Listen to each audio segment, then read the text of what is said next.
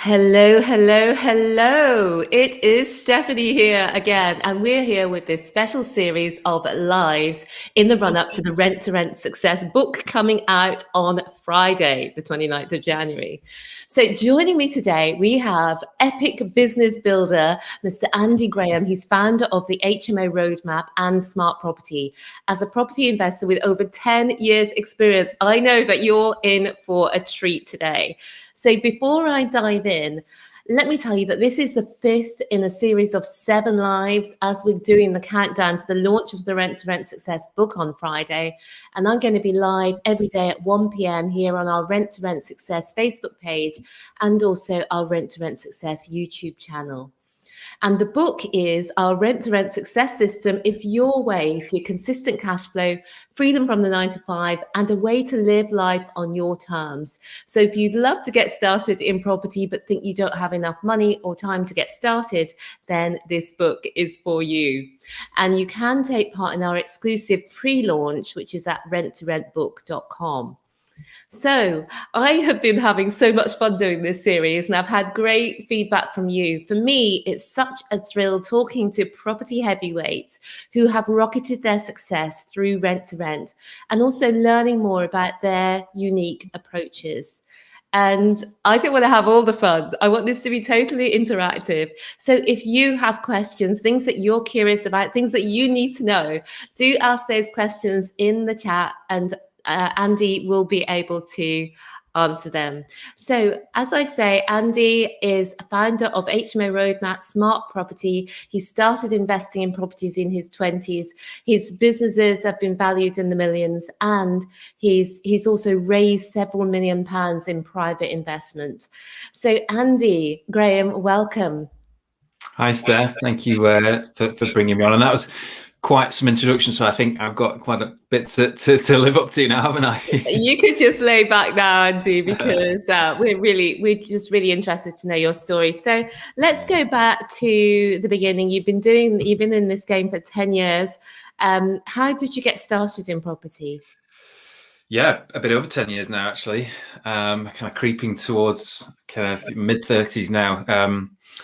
I moved down to Cornwall, actually, after I finished uni. And I was probably 21, finished as a physio in Sheffield, which is where I'm based now, but I studied here in Sheffield. And it was 2008, 2009, and the job situation just wasn't great nationally, and even in as a physio in the health service, it was tough, and there were lots of other young graduates. So I made a decision just to kind of go down to the southwest and not put too much pressure on myself to get that first job, which was always going to be very difficult up and around South Yorkshire and central North England, just simply because there was so much competition for so few roles, and lots of kind of cutbacks happening. So I went down to the southwest, enjoyed a bit of surfing, and actually got my first role down there where there wasn't as much competition. So it kind of worked out, and just enjoyed that lifestyle a little bit. But I always had an interest in property, which came from my uncle and my dad, who my uncle was a builder. My dad, had done self-builds with my uncle, but I always had some sort of interest in property. And obviously I wasn't long out of university myself. And, I was a student, and I saw what my landlord was probably making on these properties that I was living in. And I thought, well, I want a piece of that. So I went down to the southwest, and actually I was fortunate enough to have pretty cheap accommodation and wasn't really spending much. So I saved up as much as I could, as quickly as I could. And I borrowed a bit of cash from dad, who needed convincing. Well, actually, mum needed more convincing. And I bought my first HMO, and I bought it where my sister was studying in central England, in the Midlands at that time, still as a student. So I was comfortable with getting something there because she was always going to be there or thereabouts. And I knew she had friends at university. So it just seemed like a pretty easy choice to me. And that's what I did. And that's kind of, there was nothing more creative about getting the first one than that, really. And it's just the idea of getting the first one and having a bit of additional income, and it went well. Yeah. And so you got your first taste, it all worked out for you.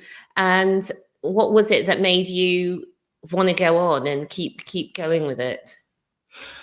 Well, partly it was the rental income. It was good, and as a physio, was probably my junior salary was probably, I can't remember, 20, 22. And the first HMO, I think I was sort of renting at probably at least 1,500 a month, and there were no bills.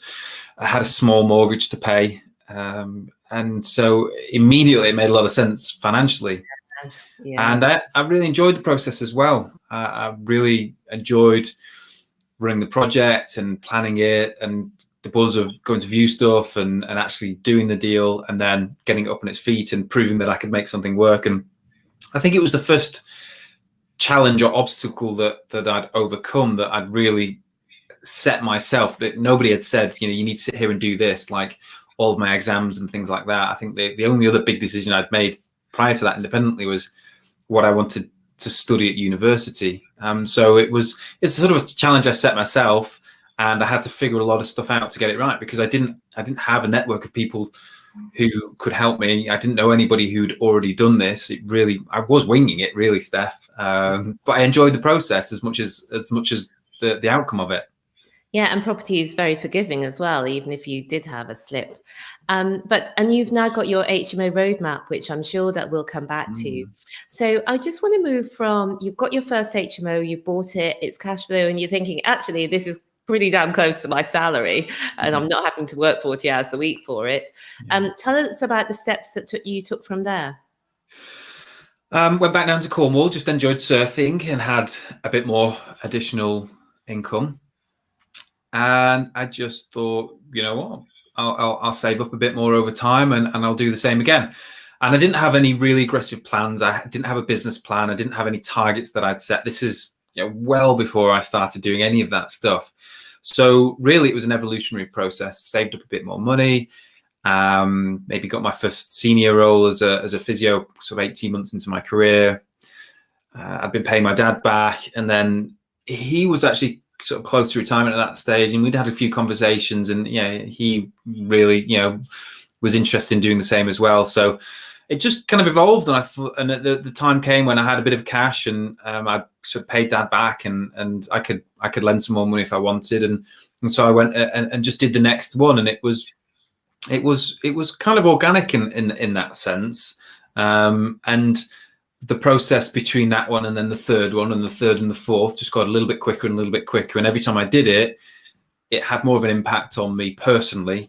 And I think I fell more and more out of love with being a physio, and more in love with property and actually building that business. And really, I can't think I got the first 4 or 5 before I started to think, okay, where do I go from here? Because, that was 2008-9 when I started.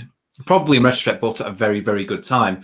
Although you could argue, and my mum certainly did argue, that was a really bad time because the market just collapsed. What are you doing? But of course, that 5 years after that, property values gone up and up and up, and it's all relative. And I was thinking, God, it's getting really expensive now. And eventually, the capital and the ability to save and reinvest has got more and more and more difficult. And my parents wanted to invest themselves, so I didn't have this access to a bit of finance and assistance that I previously had. So I was aware that I had to start thinking quite dramatically different about how I was going to grow this out. How was I going to take it from 5 to 10 and 10 to 20 and 20 to 50 and 50 to 100? And so I think it was probably 4 or 5 years into having the first few HMOs that I really started to see that it was going to be difficult to get significantly beyond that unless I significantly changed my approach to what I was doing. And I guess that's really where the smart property spawned, and the rent to rent business and all of the investment and management stuff that we did after that. So, well, we can come on to all of them, but I suppose for this one, I'm really interested in, where did rent to rent come into this? Explain. Well, the model of letting to students and young people was working, and I tried and tested that, and I was really confident in the ability to do that and repeat that process. So the obstacles just became, well, how do you get enough capital together to keep acquiring more? And how do you make that capital, any capital you have, stretch as far as possible. How do we turn all this into a scalable process? And just simply buying one after the other. And these are good properties in good locations. And while they've gone up in value, it wasn't like they all had the ability to add 30, 40, 50% of capital to the process. And also, nobody was telling me how to do this. I didn't have any advice. I was buying, investing, maybe fixing in for a couple of years on mortgages and then waiting at least a couple of years to recycle any funds. So rent to rent was the same model, but just required a lot less capital. And yes, maybe there was a little bit less in terms of the reward at the back end, but it was clear to me that from a cash flow perspective and a return on actual capital invested, it was probably going to outperform anything that I bought and could buy. So my attention kind of shifted towards that a little bit. It became quite attractive. And actually at that time, which was probably 2014, 2015, it was starting to become a bit of a hot topic. People were starting to talk about it and starting to teach it. So I think I went on a really rubbish course, like a one-day thing that was probably free.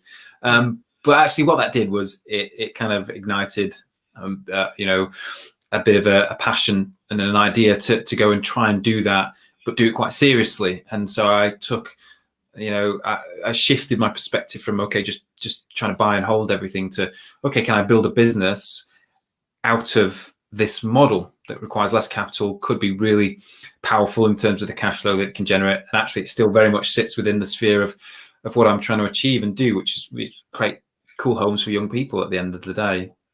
And it's probably important to say as well, Steph, that during this process, I'd started networking. I realized that I had a number of limitations. One of them was actually the fact that I lived so far away, and Cornwall, where I wasn't really a conducive environment to building a property business. It's so far away. And I'd actually been buying 300 miles away in the Midlands anyway.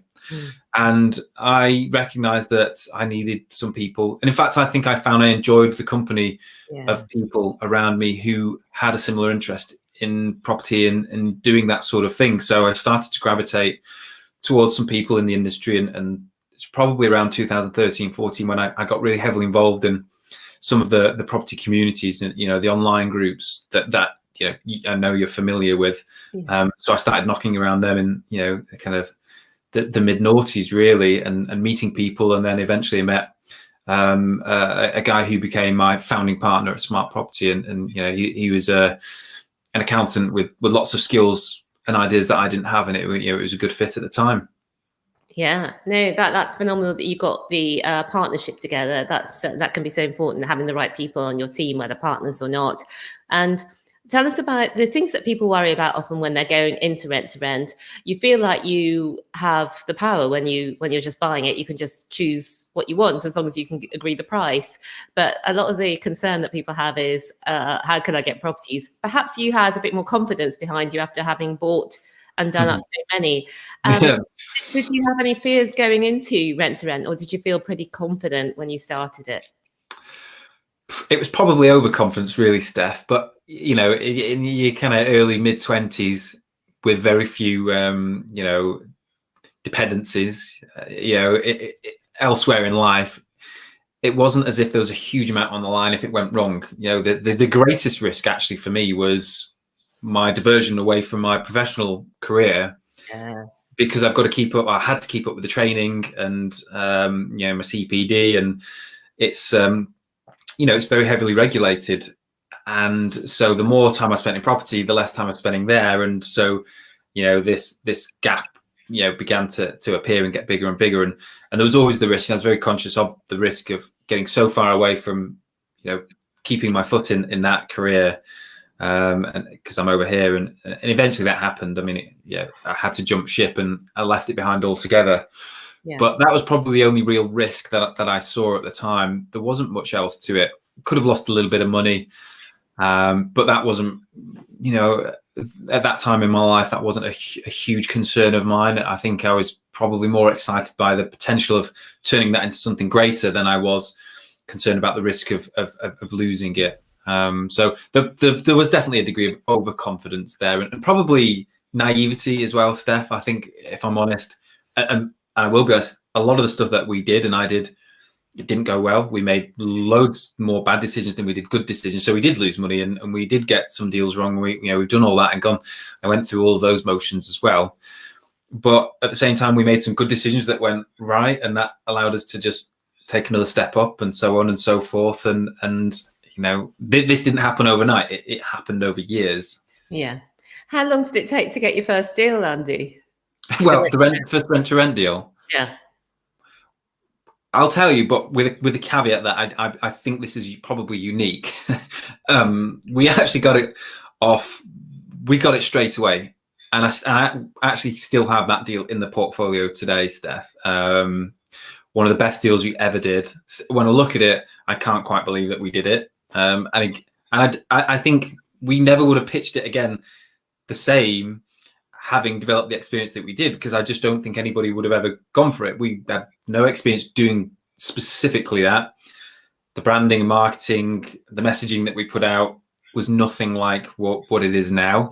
The figures that we went in with and actually kind of ultimately agreed at are probably well below the expectations that 99% of the landlords that I speak to ever have. So maybe just a fluke in that sense.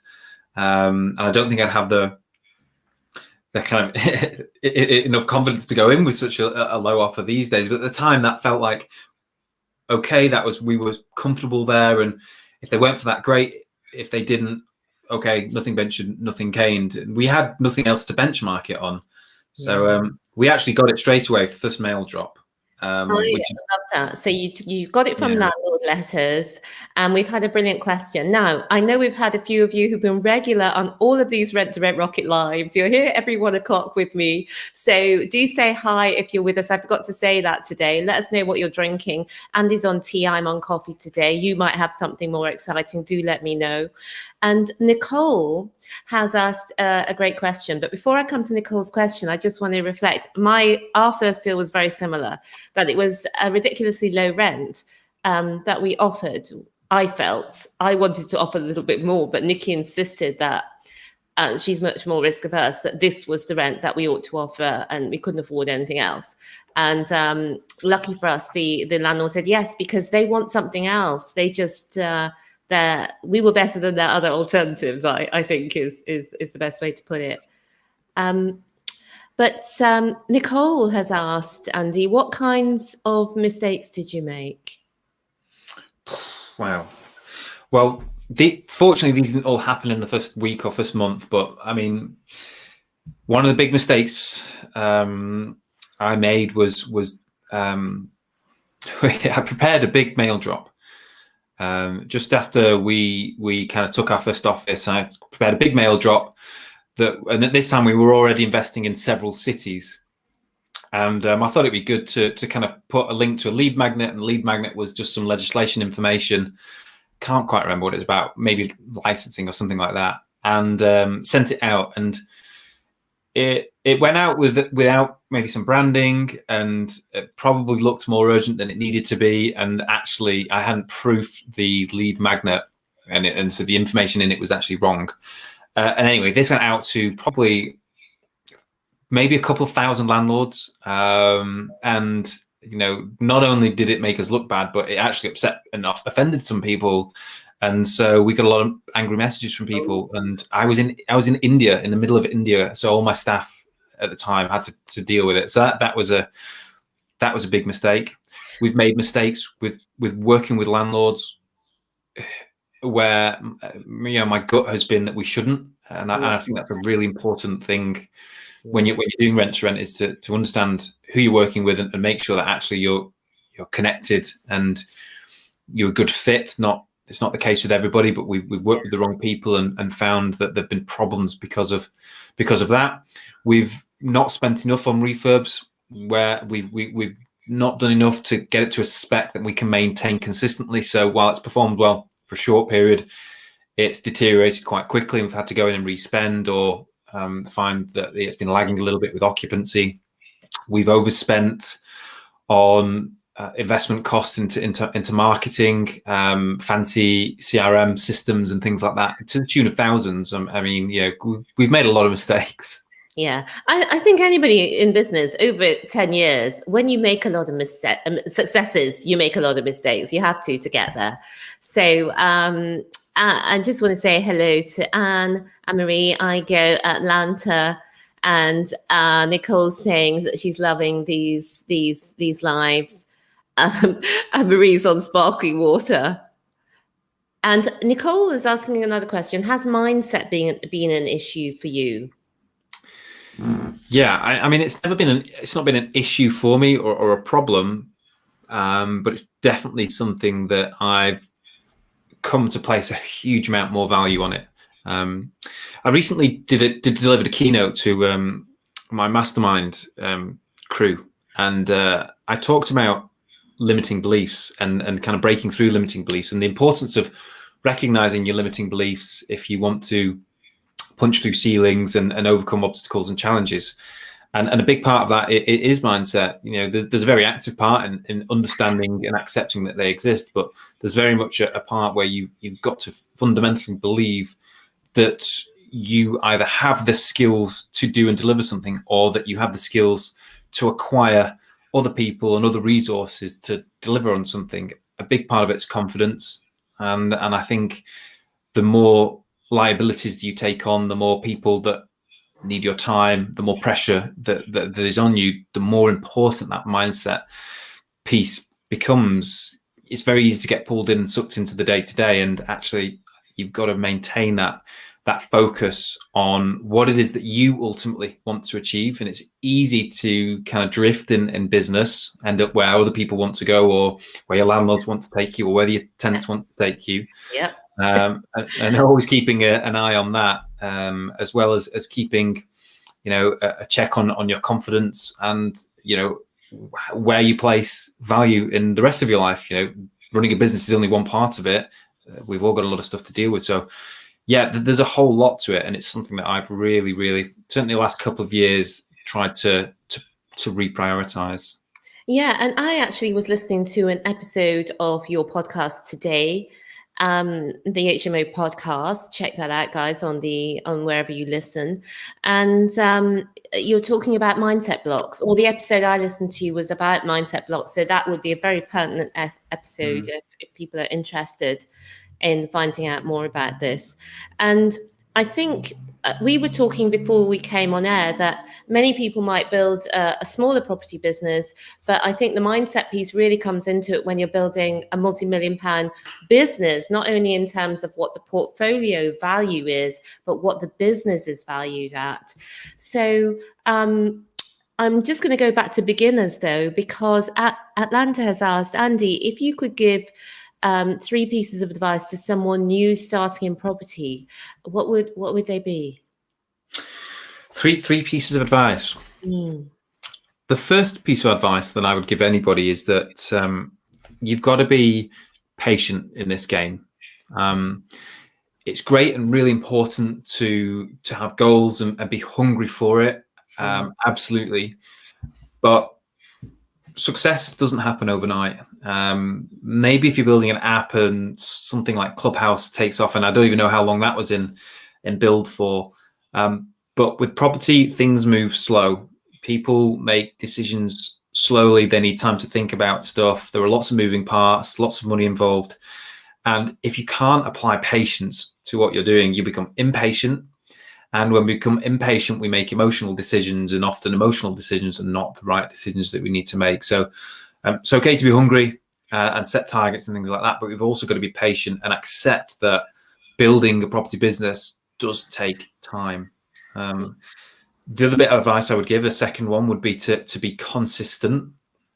It's so important. I think more important than anything to be consistent in our actions. It's the little bit that we do every single day that pushes us to the next level and the next level and the next level. And every single day, those improvements compound.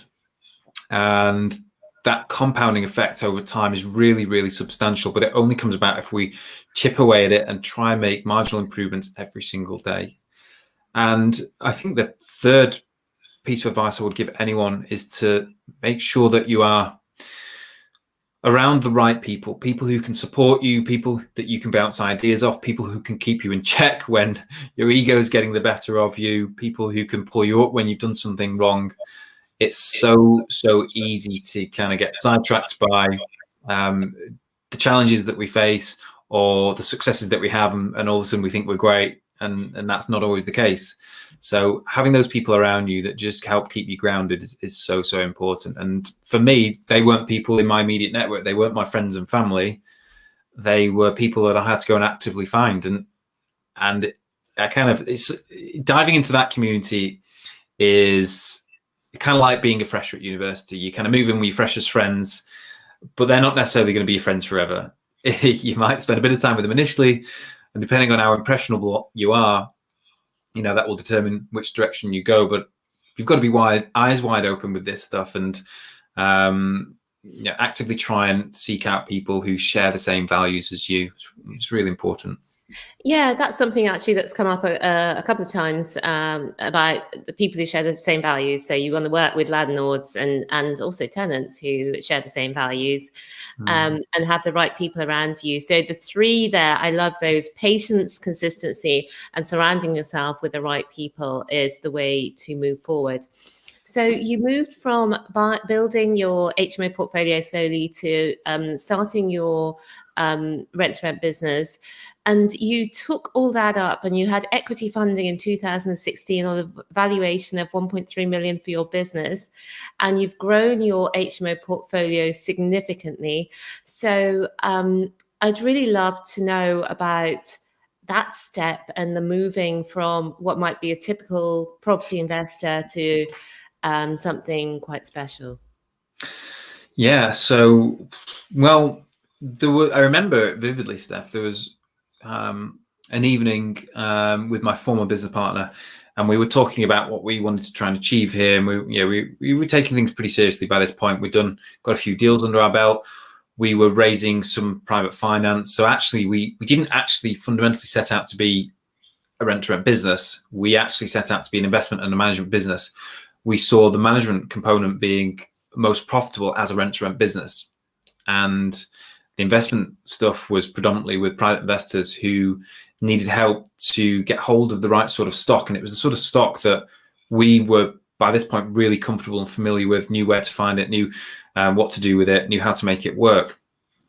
But when we projected out where we wanted to get, even when we looked at the rent-to-rents, we could see that we still needed quite a bit of capital. And we were either going to have to do a huge amount of investment work first to generate the capital to reinvest in rent-to-rents, or we were going to have to find a solution to raise some capital. And what we realized is we needed, you know, a substantial amount of money, and the only way we could effectively do that was to either take debt finance on, which came with some risks, or to raise some equity finance, which reduced the risk a little bit, but meant we had to give a small portion of the company away.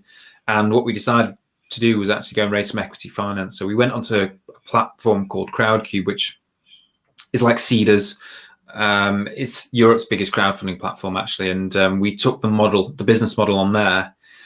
We had, you know, track record, and we had a map of where we wanted to go, and we raised £300,000 on there, which was equity finance. So that gave us a huge amount of capital to use as infrastructure in the business. It wasn't capital to go and buy properties with. It definitely wasn't for that, but it was capital to get an office, hire staff, implement systems, to invest in rent-to-rent properties.